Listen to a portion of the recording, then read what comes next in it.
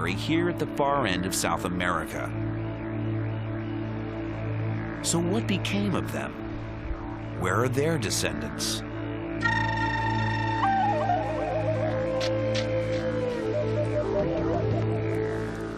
When the first Europeans explored Tierra del Fuego, they encountered bands of hunters and gatherers, the Fuegians.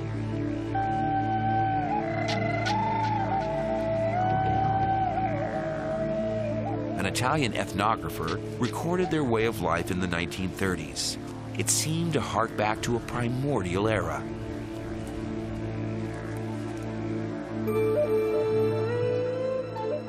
Sisters Cristina and Ursula Calderon are children of those hunters and gatherers. They were born just over 70 years ago in this small village, now abandoned. Could these sisters be actual descendants of Luthia and the American Aborigines? On the face of it, no. Their appearance is not very different from that of other Native Americans.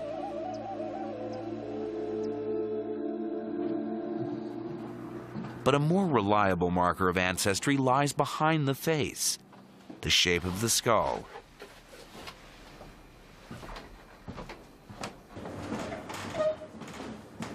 The local museum houses several skulls of modern Fuegians, recent ancestors of Cristina and Ursula.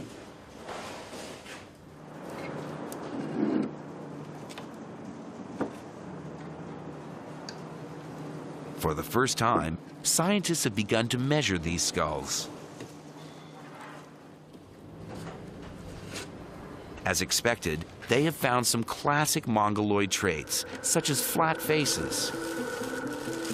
But they also found unusual features, pronounced ridges over the eyes, a distinctly non-Mongoloid characteristic.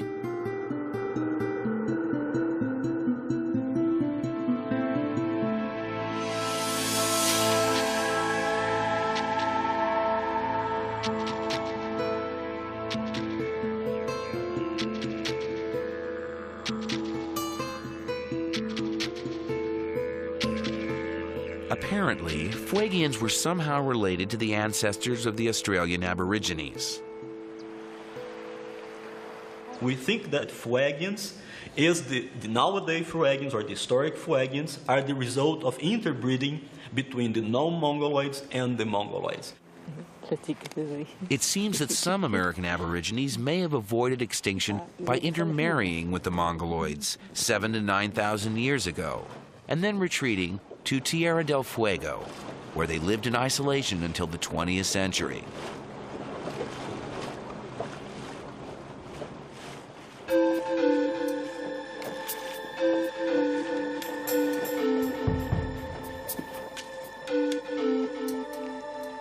But the Aborigines were originally a race adapted to life in the tropics. How could they have survived in this cold and damp corner of South America?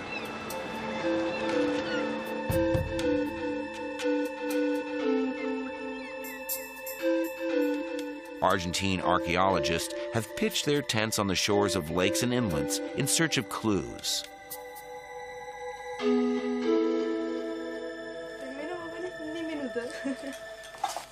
On this beach, they found mounds of mussel shells. Una secuencia de valvas que si la miras se está clavando dentro o por debajo. The oldest layer is 6,000 to 7,000 years old. Is this ancient garbage left behind by American Aborigines?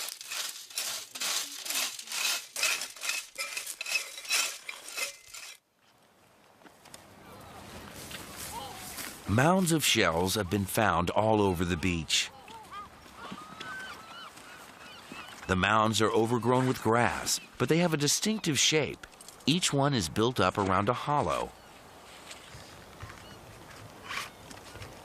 According to Ernesto Piana, the excavation leader, they're evidence that this sheltered beach was the site of a very ancient settlement. This kind of round structures, you may see many in this archaeological site in Miwaya, are actually the base of their huts. This was done because people just put some poles around, making a dome, or some like a cone, and live in, throwing the debris, the refuse outside of these round things.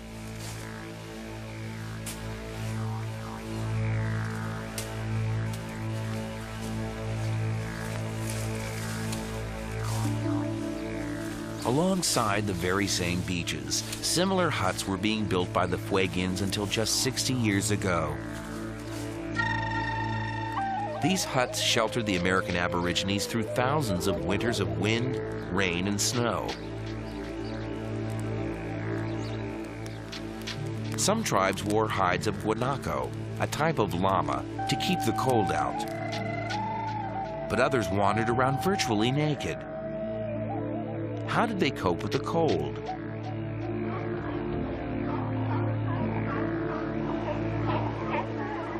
Tierra del Fuego was surrounded by colonies of seals. Seal oil rubbed on the skin offered protection against the cold and damp.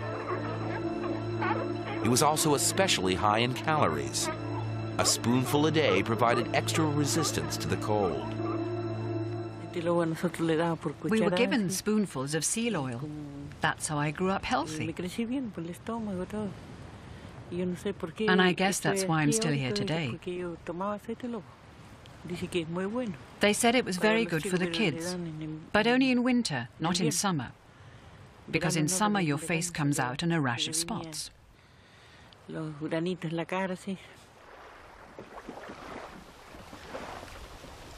The Fuegians also kept fires lit indefinitely, even when they were on the move.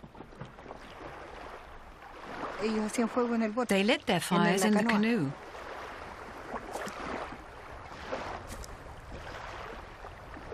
And I'd ask, how come the boat doesn't burn? No,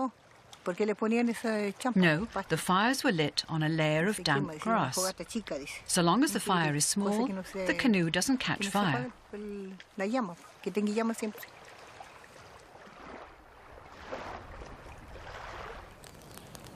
Isolated from the rest of the continent, the descendants of the American Aborigines preserved their way of life for thousands of years.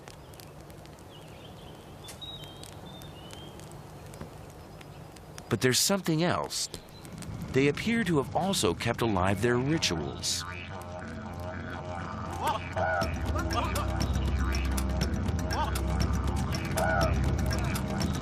The 1930s expeditions recorded secret initiation ceremonies.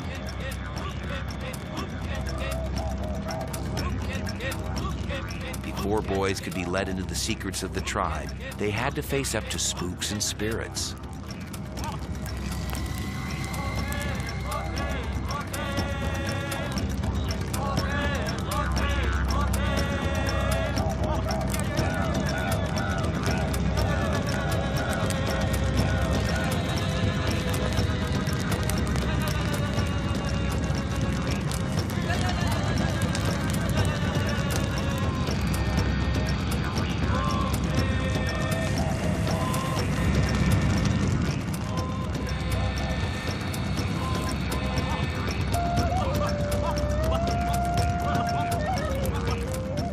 According to the ethnographic reports, boys and women believed the ghosts were real.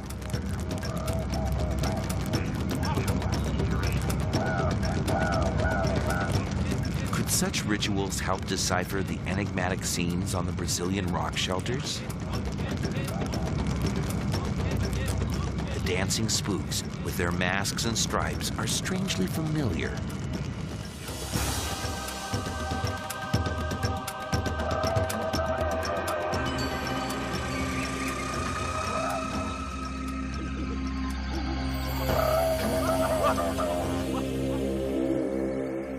Tribal wisdom taught to the Fuegian initiates was secret. It was only revealed to men. Women were kept in the dark. Any speculation about it was, and still is, strictly taboo. They said it was a very secret ritual. That's why we never talked about it.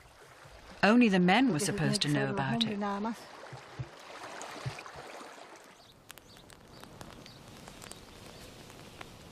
What was so secret that it had to be kept from the women?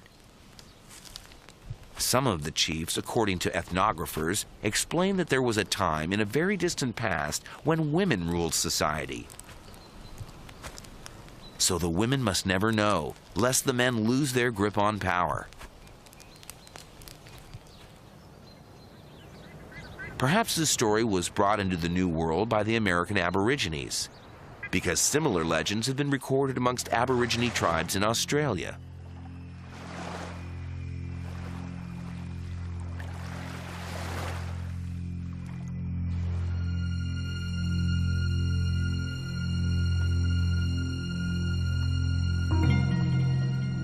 Amazingly, traditions of the first peoples of Australia appear to have been preserved here at the utmost end of the earth by a small band of their descendants.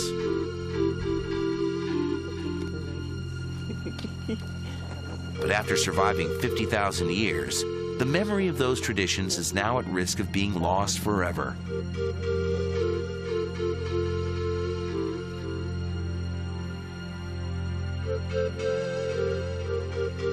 The arrival of white settlers in the late 19th century pushed the native people of Tierra del Fuego to the brink of extinction.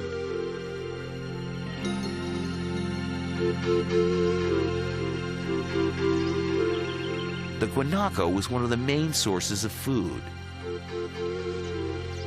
But when European settlers arrived, they saw a land ideally suited for something else.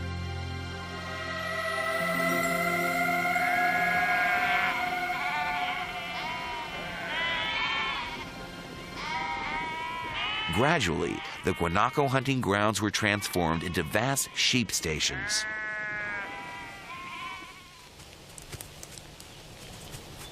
It seems that the Fuegians thought they could simply switch to hunting sheep. It was a tragic mistake.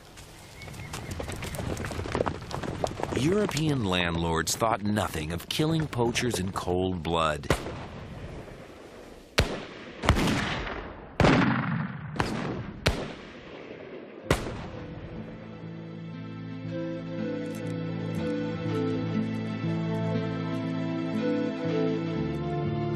Christian missionaries tried their best to help the natives adapt to the changing circumstances.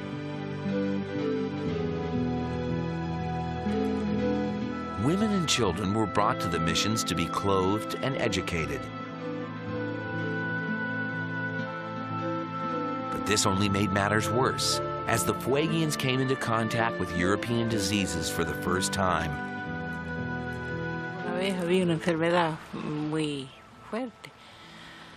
There was a virulent disease, and many died from that. A few survived, but then came a stomach illness, and many more died. Many babies and adults. I was ill too, but I pulled through.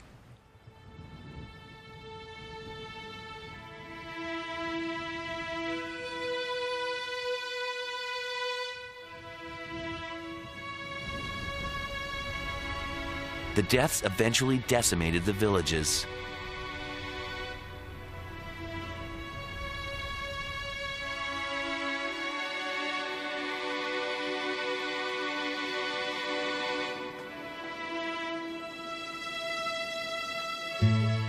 "30 years ago, Christina and Ursula had to abandon the village where they grew up and move into a white settlement.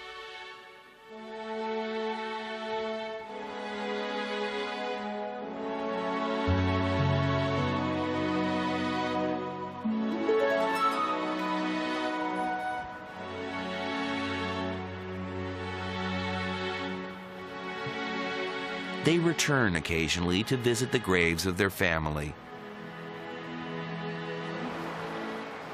Christina and Ursula are now the last surviving link to the culture of the pioneering Aborigines who first discovered the Americas. for they are two of only a few full-blooded Fuegians left alive.